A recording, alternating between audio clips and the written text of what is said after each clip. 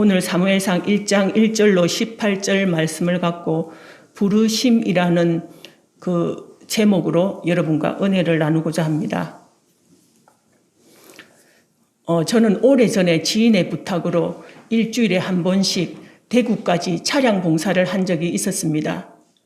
비록 부탁을 받아서 한 봉사였지만 보람 있는 일이라는 생각에 즐거운 마음으로 새벽에 일어나서 부산에서 대구까지 왕복하며 다녔습니다. 섬긴다는 마음으로만 다녔는데 두세 번 다니면서 문득 이런 비유가 떠올랐습니다. 부모가 아이 걸음마를 시킬 때 아이가 잘 안 걸으려고 하면 아이가 좋아하는 장난감이나 물건을 들고 조금 떨어져 앉아서 아이를 유인합니다. 아이는 그것을 잡으려고 걷는 줄도 모르고 몇 발자국씩 가다가 결국은 걸음마를 배우게 됩니다. 여기서 아이의 목적은 자기가 원하는 것을 잡으려고 가지만 아이 부모의 목적은 그 아이에게 걸음마를 시키기 위함입니다. 행동은 함께하고 있지만 서로의 목적은 다른 것입니다. 그렇지만 그 아이가 조금만 성장하면 부모가 빨리 걷게 하기 위해서 그랬다는 것을 알게 됩니다. 이처럼 저는 그때 단지 그들을 섬긴다는 마음으로만 다녔는데 이런 비유를 떠올리게 하시며 봉사라는 명목하에 저를 그곳으로 부르신 하나님의 뜻을 깨닫게 하셨습니다. 저는 단순히 봉사를 한다는 마음으로만 다녔지만 그곳에서 제가 직접 보고 느껴야 하는 하나님의 부르신 목적이 따로 있었던 것입니다. 그래서 저는 그때 제 인생에 아주 중요한 결단을 하게 된 적이 있었습니다. 우리의 모습과 성격이 다 다르듯이 하나님께서 우리를 하나님께로 부르시는 방법도 참으로 다양한 것 같습니다. 그런데 하나님은 강제적이기보다 우리의 자발적 동의를 구하시며 우리 수준에 맞게 우리에게 인격적으로 다가오는 분이심을 알 수 있습니다. 오늘 본문도 이와 비슷한 맥락의 이야기입니다. 바로 사무엘 잉태 이전을 배경으로 하는 한나의 이야기입니다. 한나는 남편으로부터 특별한 사랑을 받았음에도 불구하고 자식이 없었습니다. 당시에 자식이 없었다는 것은 지금 우리의 이해와는 비교할 수 없는 괴롭고 아픈 문제였습니다. 그래서 한나는 이 문제를 안고 하나님 앞에 나아가 전심으로 기도를 하게 됩니다.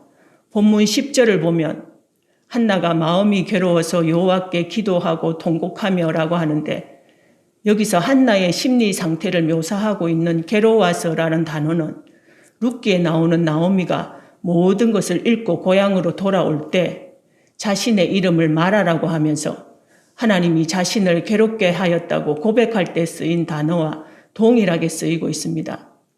이렇게 여기서 이 단어를 사용하고 있는 것을 볼 때 지금 한나의 안타까운 상황이 어떠한가를 짐작하게 합니다. 그러나 여기서 한나는 자신의 고통의 근본적인 해결점이 대적인 분인 나에게 있지 않고 역사를 주관하시는 하나님께 있다는 것을 깨닫고 그 지름길로 나아갔습니다. 그리고 한나는 전심으로 기도하는 중에 하나님께서 왜 자신에게 이 문제를 주셨는지 알게 됩니다. 한나가 지금 기도의 자리로 나간 이유는 역사의 주관자이신 하나님 앞에 자기의 문제를 해결받기 위함이었습니다. 그러나 하나님께서 한나에게 그 문제를 주신 이유는 그 문제를 안고 기도하는 한나에게 하나님의 마음을 깨닫게 하는 것이었습니다. 다시 말하면 하나님은 하나님의 마음을 전하기 위해 한나에게 문제를 주셔서 기도의 자리로 부르신 것입니다. 본문 15절을 보면 여호와 앞에 나의 심정을 통한 것뿐이오니라는 구절이 나옵니다. 심정을 통한다에 해당하는 샤파크라는 히브리어는 나의 마음을 쏟아 놓았다라는 뜻입니다. 한나는 물을 쏟아내듯이 자신의 답답한 마음을 억제하지 못하고 완전히 쏟아 놓은 것입니다. 온몸과 마음을 다한 전 인격적인 기도였음을 알 수 있습니다.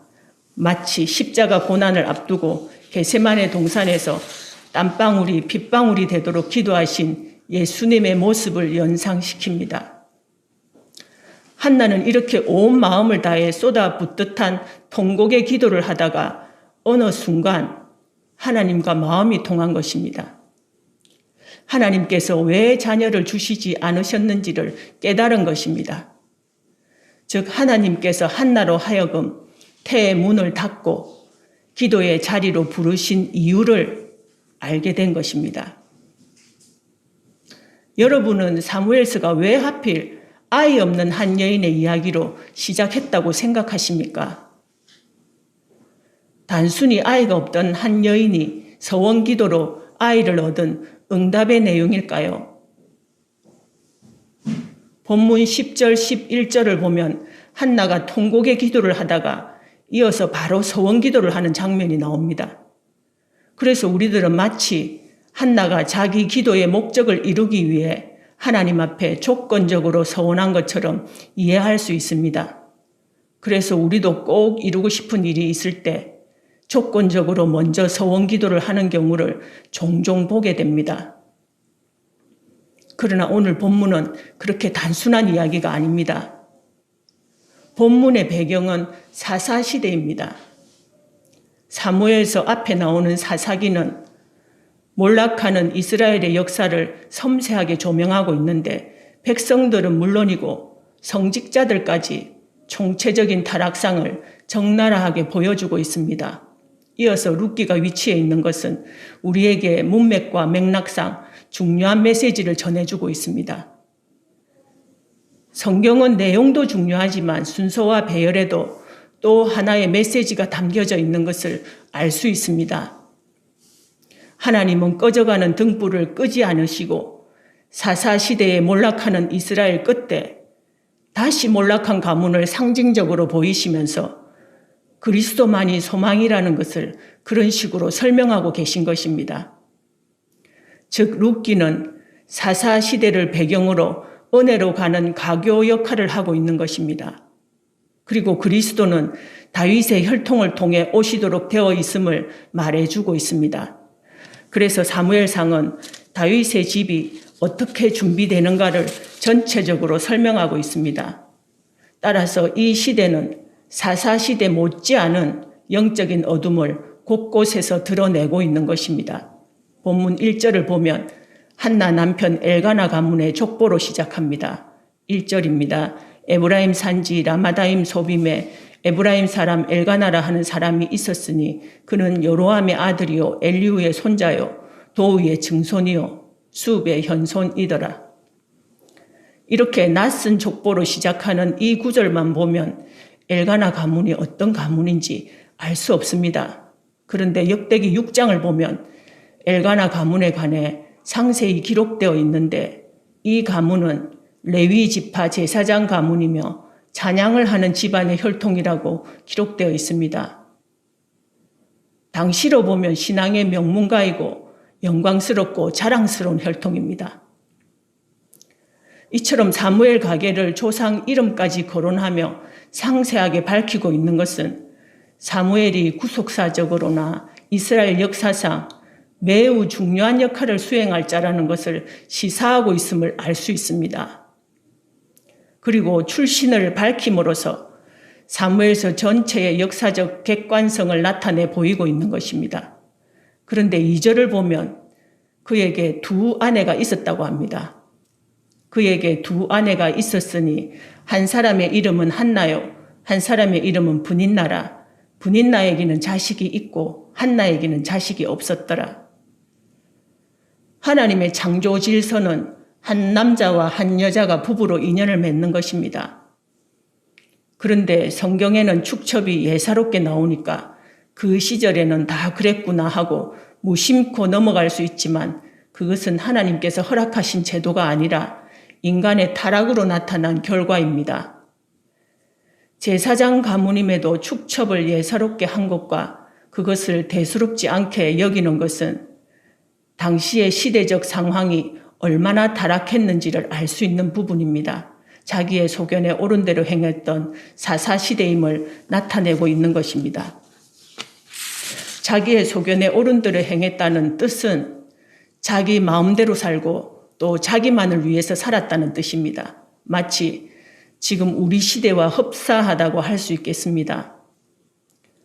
그러나 이렇게 극히 타락했던 사사시대의 정황 속에서도 엘가나가 매년 정한 기간에 실로에 올라가서 제사를 드렸다고 기록되어 있는 것을 보면 이러한 역사적 상황 속에서 그나마 신앙을 지키려고 노력했던 것으로 보여집니다. 모세의 율법을 보면 이스라엘 모든 성인 남자는 3대 절기 때 꼭 하나님의 성막으로 나와서 제사를 드려야 했습니다. 그런데 여호수아가 죽고 난 후 사사시대를 거치면서 이것이 제대로 지켜지지 않고 있었습니다. 그럼에도 엘가나는 그 가운데 신앙을 지키고 있는 모습을 보여주고 있습니다. 그런데 문제의 발단은 한나에게는 자식이 없었고 첩인 분인나에게만 자식이 있었던 것입니다. 정작 자식이 있어야 할 여인에게는 자식이 없고 오히려 자식이 없어도 될 여인은 자식이 있는 그 현실입니다. 이 역시 그 시대의 영적인 어둠을 고발하고 있음을 알 수 있습니다. 여기서 한나는 은총을 입은이라는 의미가 있으며 분인나는 다산의 기름진이라는 의미를 가집니다. 이러한 이름에서부터 자식이 없지만 남편의 사랑을 받는 한나와 자식을 가진 분인나 사이에 갈등이 일어날 것임이 암시되고 있음을 알 수 있습니다. 그런데 성경은 여호와께서 한나에게 임신하지 못하게 하셨다고 5절, 6절에서 2번씩 언급하고 있습니다.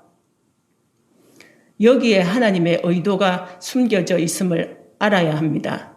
5절, 6절을 제가 봉독하겠습니다.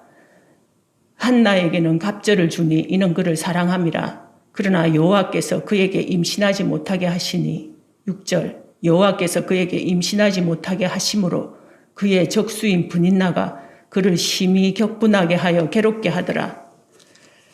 지금 본문은 한나가 임신하지 못하는 것은 한나에게 원인이 있는 것이 아니라 여호와께서 하신 일임을 강조하고 있습니다. 만군의 여호와 하나님의 주권적인 역사하심이 한나의 삶에 개입하고 있다는 것을 분명히 하고 있습니다. 우리말 개역 성경으로 볼 때는 여호와께서 그에게 임신하지 못하게 하셨다는 말이 5절 하반절에 연이어 6절에서도 상반절에 나와 있지만 원문의 구조를 보면 6절 상반절에 하반절에 있던 그의 적수 분인나가 그를 심히 격분하게 하여 괴롭게 하더라가 먼저 배치되어 있고 하반절에 여호와께서 그에게 임신하지 못하게 하셨다가 배치되어 있습니다. 즉 원문에서는 6절 상반절 하반절의 순서가 우리말 성경과는 다르게 바뀌어 있습니다. 다시 말하면 5절 6절의 원문의 구조가 한나의 괴로움을 가운데 두고 여호와께서 임신하지 못하게 하셨다는 말이 마치 양파의 껍질처럼 감싸고 있는 구조를 보이고 있습니다. 이러한 구조는 히브리 문학에서 잘 사용하는 강조 기법 중 하나입니다. 이것은 한나가 불인나 때문에 고통당하는 근본적인 원인이 하나님의 주권적인 섭리에 의한 것임을 분명히 밝히기 위한 문학적 장치이고 또 그 문제의 시작과 해결점은 오직 하나님의 손에 달려 있음을 문장의 구조를 통해서도 강조적으로 표현하고 있는 것입니다. 그런데 당시 이스라엘 사회에서는 자녀의 출산을 하나님의 은총을 입은 증거로 삼는 반면에 자식이 없는 것은 하나님의 징계나 하나님과 끊어진 결과로 간주했습니다. 복의 상징으로 나와 있는 성경 구절을 찾아보면 신명기 7장 13, 14절입니다. 곧 너를 사랑하시고 복을 주사 너를 번성케 하시되 내게 주리라고 내 조상들에게 맹세하신 땅에서 내 소생에게 은혜를 베푸시며 내 토지 소산과 곡식과 포도주와 기름을 풍성하게 하시고 내 소와 양을 번식하게 하시리니 내가 복을 받음이 만민보다 훨씬 더하여 너희 중에 남녀와 너희의 짐승의 암수에 생육하지 못함이 없을 것이며 라고 말씀하고 있고, 출애굽기 24장 25, 26절을 보면 내 하나님 여호와를 섬기라. 그리하면 여호와가 너희의 양식과 물에 복을 내리고 너희 중에서 병을 제하리니 내 나라에 낙태하는 자가 없고 임신하지 못하는 자가 없을 것이라. 내가 너의 날수를 채우리라. 불임을 하나님의 징계라고 말하는 본문은 창세기 20장 18절입니다. 여호와께서 이왕의 아브라함의 아내 사레의 일로 아비멜렉의 집의 모든 태를 닫으셨음이더라. 그런데 한나의 불임은 조금 전에 5절 6절의 문장의 구조를 통해서도 살펴보았듯이 하나님의 특별한 섭리가 있었기 때문에 이러한 경우에 해당되지 않았지만, 한나는 이런 이유 때문에 마음이 괴로웠던 것입니다. 다사는 하나님이 주시는 복의 상징인 동시에 자녀가 없음은 축복받지 못한 결과로 간주했기 때문에 자신이 하나님께 저주를 받았거나 하나님과의 관계가 끊어진 것이 아닌가 하는 사실과, 또 그것을 이용해서 괴롭히는 번인나 때문에 한나는 남편의 특별한 사랑도 위로가 안 되었고 15절에서 말하듯이 마음이 슬픈 여자라고 고백하고 있는 것입니다. 이런 신명기적 사과는 우리들에게서도 많이 나타납니다. 살다가 어떤 힘들거나 어려운 일을 당하면 내가 하나님께 뭘 잘못해서 이런 일이 생겼나? 하나님께 벌을 주시는 건가? 하는 생각. 특히 어려운 일들이 겹쳐서 오거나 오랫동안 지속되면 더욱 그렇습니다. 그러면 그 문제를 헤쳐나가는 것만도 힘겨운데 이중 삼중으로 원인을 분석하며 주위의 이런저런 판단들 때문에 더 힘들게 됩니다. 그러나 하나님은 획일적인 분도 어떤 틀 속에 갇혀 계신 분도 아니십니다. 우리의 이성과 사고를 초월하시는 분이시므로 우리는 성급히 이런저런 판단의 자리에 서서는 안 될 것입니다. 힘든 일을 당했을 때 하나님 앞에 스스로 겸비하여 자신을 살피는 일은 물론 바람직한 자세입니다. 그러나 스스로를 심하게 자책해서 위축되거나 타인을 향하는 판단의 시선은 주의해야 할 일입니다. 욥기를 통해서도 우리는 이런 시각을 보았고 예수님 당시 제자들도 이런 시각에서 벗어나지 못했습니다. 그러나 오히려 때로 우리 인생에 깊은 슬픔과 고통이 있을 때 거기에 하나님의 메시지가 감추어져 있다는 것을 오늘 본문을 통해서 배울 수 있습니다. 이렇게 한나는 깊은 슬픔과 고통 속에서 문제를 안고 기도의 자리로 나갔습니다. 본문 10절, 11절 우리 다 같이 봉독하겠습니다. 본문 10절, 11절.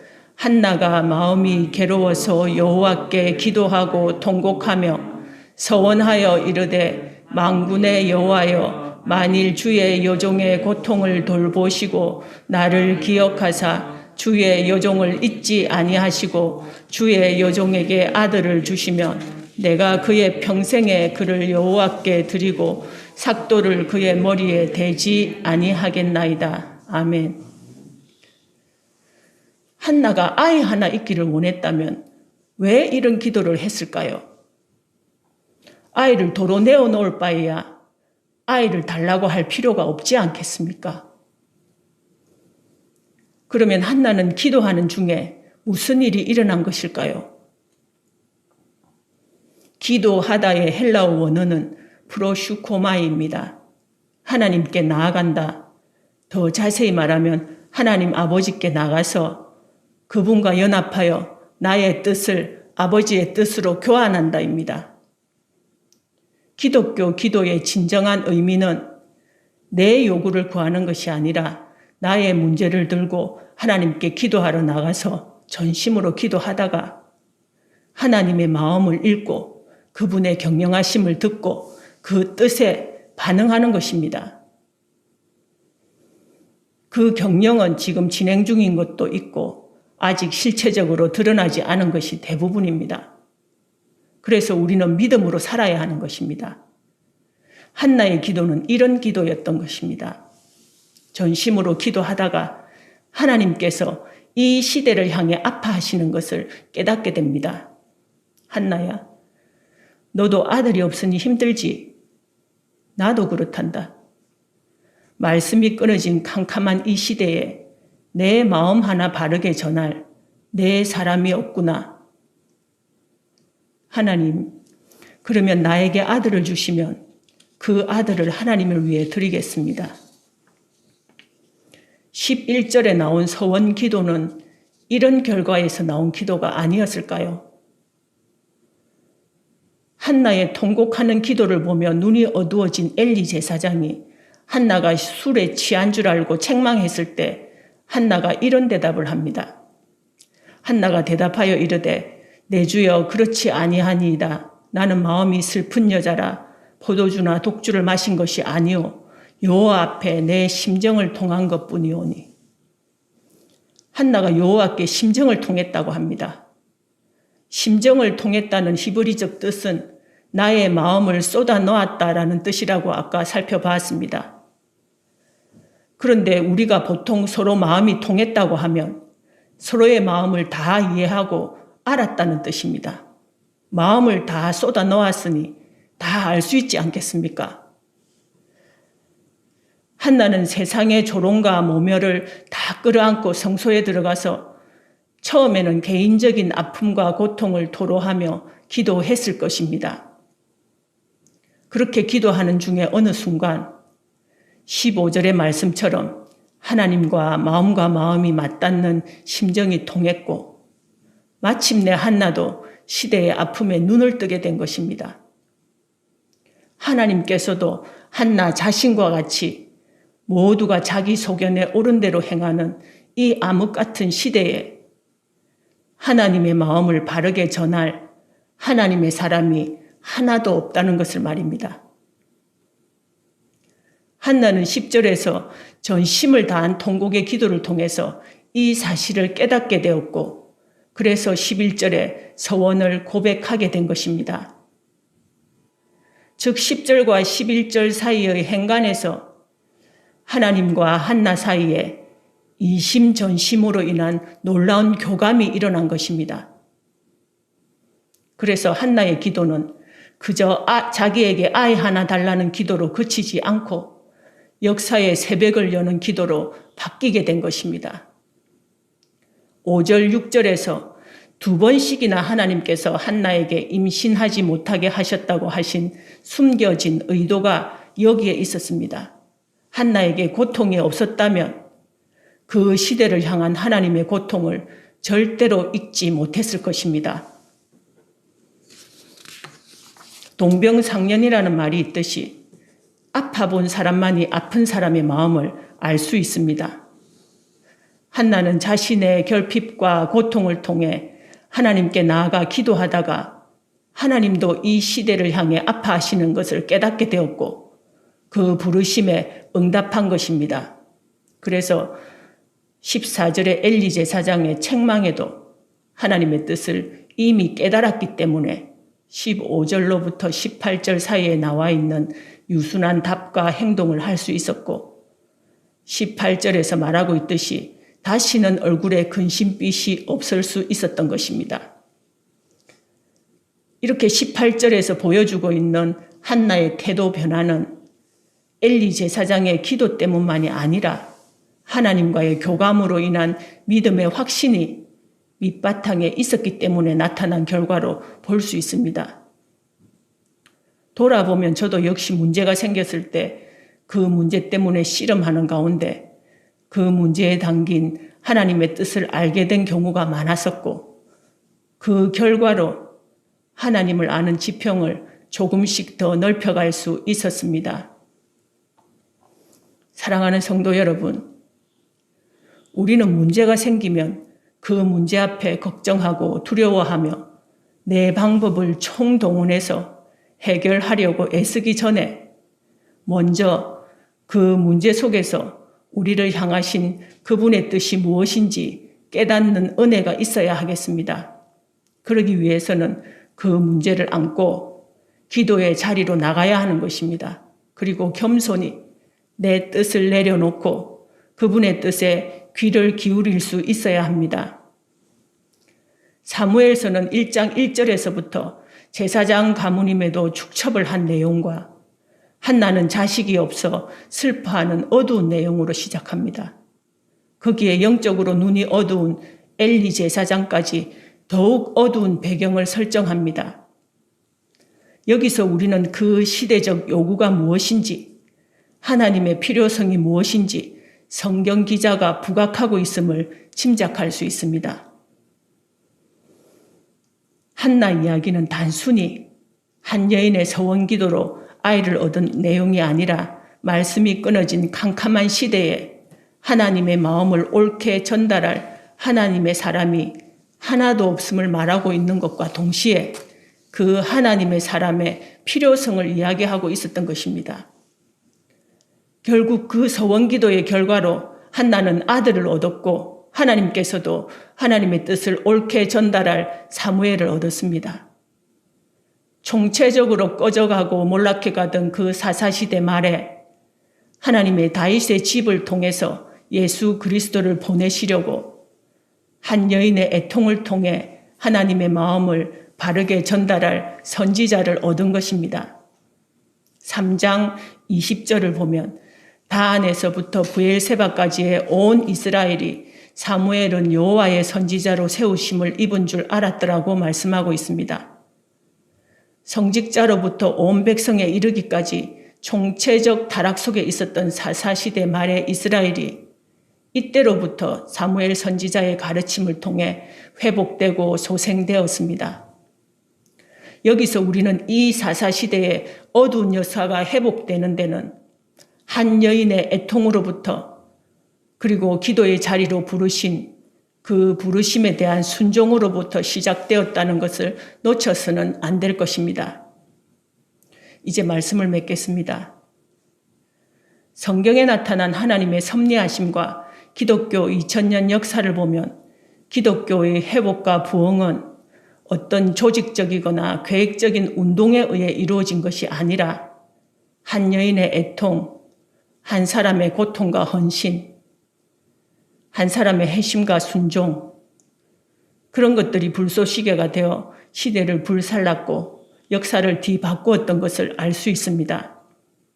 기독교의 가치는 중심부가 아니라 주변부에서, 힘이나 권력이 아니라 약하고 소외된 곳에서, 체계적이고 조직적인 것으로부터가 아니라 한 사람으로부터 출발합니다.